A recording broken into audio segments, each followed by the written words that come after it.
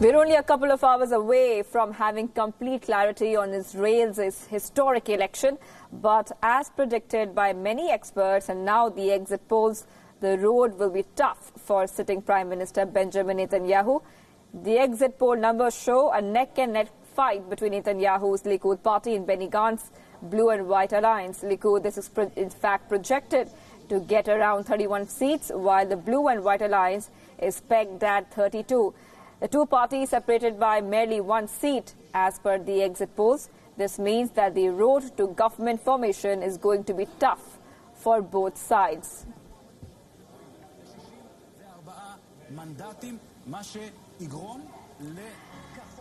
And for more on the story, our West Asia Bureau Chief Daniele Pagani is joining us live from Jerusalem. Daniele, a very good morning to you from India. The exit polls, of course, are suggesting the result is too close to call. Now, we know that counting has begun now. How are the results looking so far?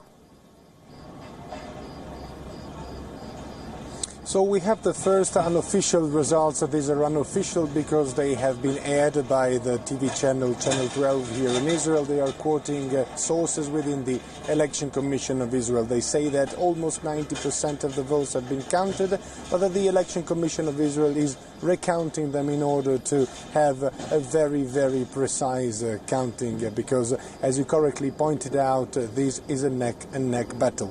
So these suggest, these votes, this counting unofficial, I have to repeat, suggest that the right-wing coalition led by Prime Minister Benjamin Netanyahu is stuck at 55 to 56 seats, which is short of the majority. The majority that a party needs to govern Israel is at least 61 seats.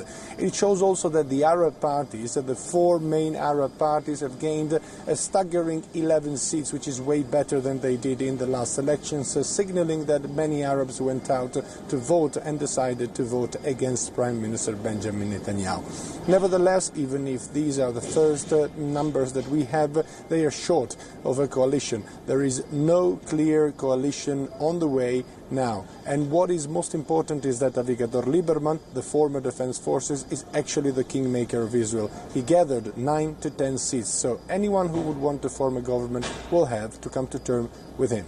Right, Daniel, of course, we'll wait for the entire results to come out, the official results. But as of now, what are the possible scenarios that are likely to play out? Are there any chances of a large unity government in Israel? Well, now it seems that this is the only option for anyone who wants to form a coalition. The electorate gave the mandate actually for a large unity government. They did not give a clear majority to any of the party. Both the coalitions are at 55 to 56 seats, and there is one party which is the kingmaker, the party of Avigdor Lieberman, who was the former defense minister. So there is no other way out unless Benjamin Netanyahu convinces his former defense minister to join him, but it will be very hard for him. Let's recall that in April it was Lieberman who decided to make the government to fall after Netanyahu rejected his proposal to force all Israeli citizens, including the Orthodox Jews, to serve in the army. They are currently exempted. The problem is that Benny Gantz, the main opponent of Benjamin Netanyahu, has said very clearly that despite being open to a large coalition for the nation's interest, he doesn't want the Likud to present Benjamin Netanyahu as the front runner of this coalition. But the Likud said that they intend to stand by their historical leaders. He is the man who brought them to success for the last 13 years. So it will be a very, very tough negotiations. But as of now, if the numbers we have are actually real, this seems to be the only possibility to avoid a third election. Right, Daniele. Also, before I let you go, Netanyahu has held some very strong views on Palestine, and with Israel's economy not doing very well right now, could these be factors leading up to the exit poll results we see right now? Absolutely, yes, and in particular the last-minute big promise that Benjamin Netanyahu made to annex the settlements within the Jordan Valley and the North and Dead Sea, and then subsequently all the other Israeli settlements within the West Bank did not pay off. The number we have show that in the Jordan Valley the communities of Israeli living there voted majorly for blue and white, meaning that they did not think that Prime Minister Benjamin Netanyahu was serious. Many of them thought it was just an electoral stunt. They say that they have been waiting for decades for this to happen, and it will be unlikely that the Prime Minister without a clear majority could actually succeed. Many others were very much unhappy because they thought that their lives, their dreams and the fulfillment of a long-standing dream was used by Netanyahu only for personal political gains. So the discourse on Palestine and on this annexation of settlements did not pay off. It paid off on the Arab side, though. As I said, the joint list of Arab parties who called their voters to come out and vote to protect both Arab and Palestinian interests gained 10 seats. Between 9 to 11, numbers are not really clear, but that's a very, very positive result for them. Right. Daniel Pagani joining us there live from Jerusalem on the Israeli elections. Thank you, Daniele. Now, shifting focus, in fact, staying on Israel, Israeli citizens have cast their ballots and the results are due in a few hours. But why did this country go to polls for the second time this year? Here's all you need to know about these elections in just a small nutshell. Why is the country going to polls again? In the April elections, Netanyahu failed to gather a majority government. As a second shot, Netanyahu forced parliament to dissolve, triggering repeat elections.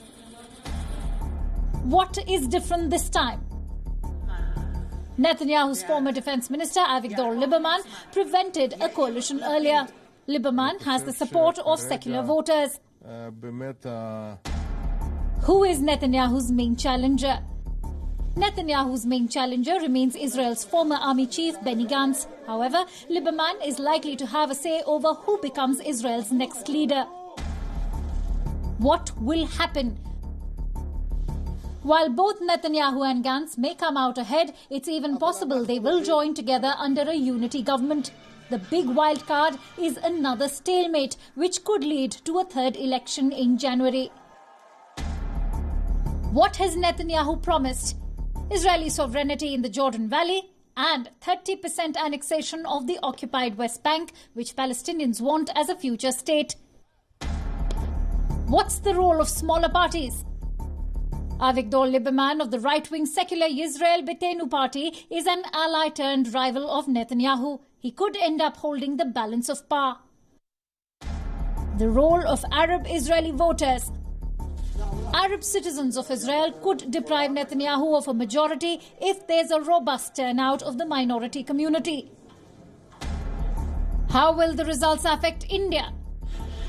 Anti-terrorism cooperation, military technology and weapons lie at the core of India-Israel friendship, which has remarkably grown during Narendra Modi's earlier tenure. Status quo is likely to remain the same.